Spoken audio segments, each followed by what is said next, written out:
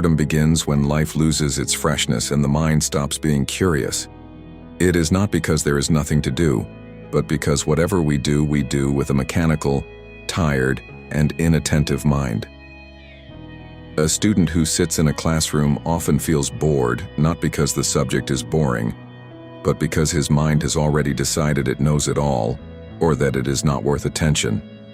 The same lesson, the same teacher, the same blackboard, day after day, becomes a routine, and slowly the mind disconnects. This boredom creeps in silently.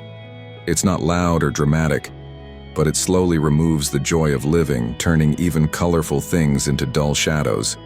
This is not limited to students. A man in his job for 5 years starts to drag himself to work. He used to be excited on his first day, but now everything feels repetitive.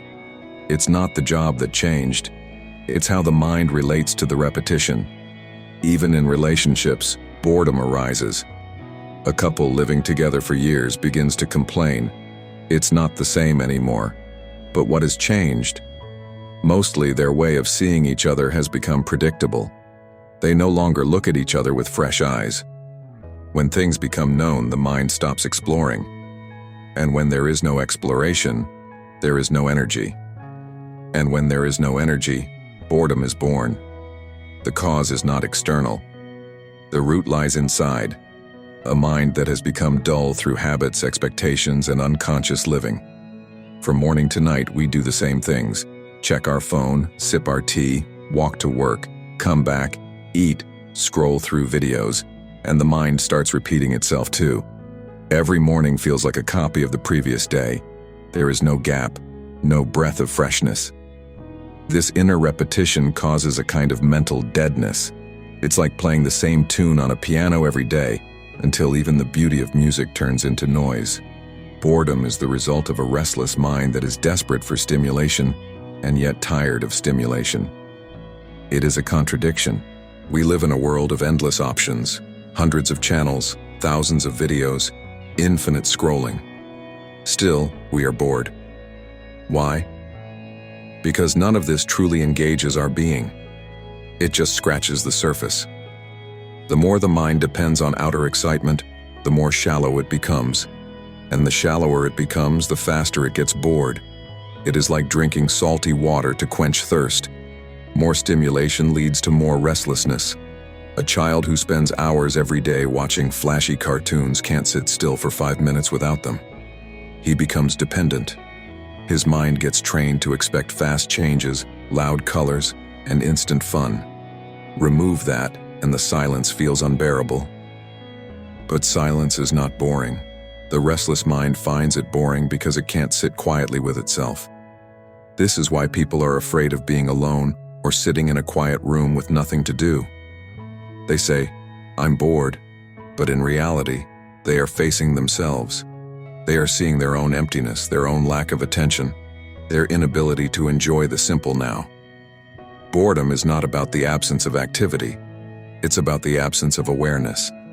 A person can be sitting in a crowded party and feel bored, while another person can be alone in a garden and feel alive.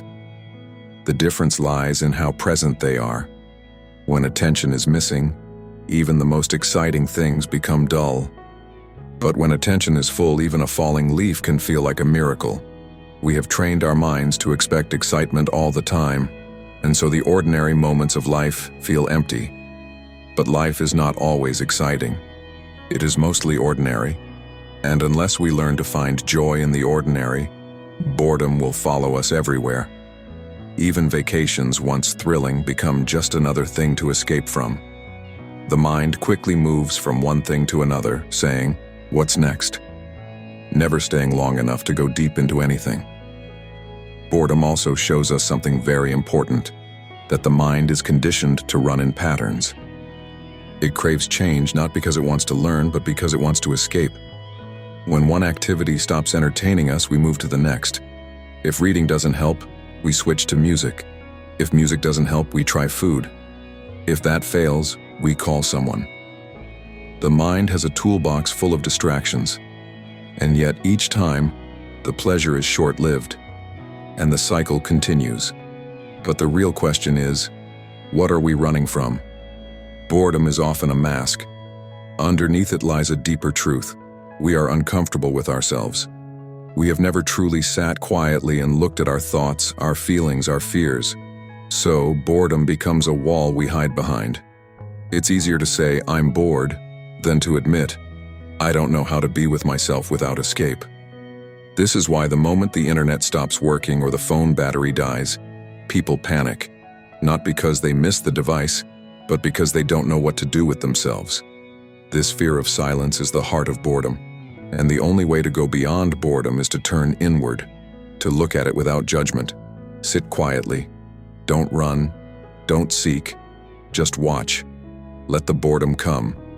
Let the mind scream, "This is boring," and still don't move. In that stillness, something magical happens. The boredom begins to unfold. It reveals its layers. You start to see your restlessness, your habits, your mental noise. And in that observation, a strange peace begins to rise. Not excitement, not entertainment, just a quiet awareness. This is the seed of creativity. This is the beginning of intelligence. Because now you're not escaping. You're watching. You're present.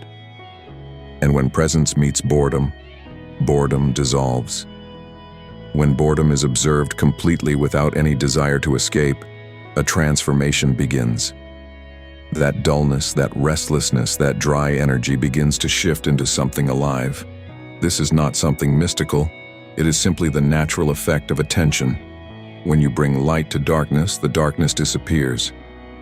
Similarly, when attention meets boredom, the boredom disappears. Not because it was defeated, but because it was understood. And from that understanding, creativity is born. Most people think creativity means painting or writing or making music. But creativity is much deeper than producing something. It is the ability to see the ordinary in an extraordinary way. It is the ability to look at the same sky you have seen 1,000 times and feel wonder. That wonder is the beginning of a creative mind. A mind that can look without boredom is a mind that can create, and creation is not limited to art. A housewife preparing lunch with love and attention is creative. A mechanic repairing a bike with care and joy is creative. A teacher who brings freshness to the same lesson each year is creative. Creativity is not in what you do, but in how you do it. And boredom blocks this creativity because it numbs the senses. It turns everything into a blur. You stop seeing, you stop hearing, you stop feeling. Life becomes gray. But once you bring attention back, the senses reawaken. The sound of birds returns. The smell of food becomes rich. The sunlight on the wall becomes golden again. It's as if the world was always alive, but you were asleep. Boredom is that sleep, and awareness is the awakening. In the end, boredom teaches us the most precious lesson, that life is never boring. Only our way of looking becomes boring. When we see with fresh eyes, even a simple walk becomes an adventure. When we listen with open ears, even silence becomes music. When we touch with presence, even air feels sacred. This is the creative life, not because it is loud, but because it is awake. And once you have tasted this aliveness, you will never seek escape again. You will sit with boredom like an old friend, knowing it comes only to guide you back to yourself.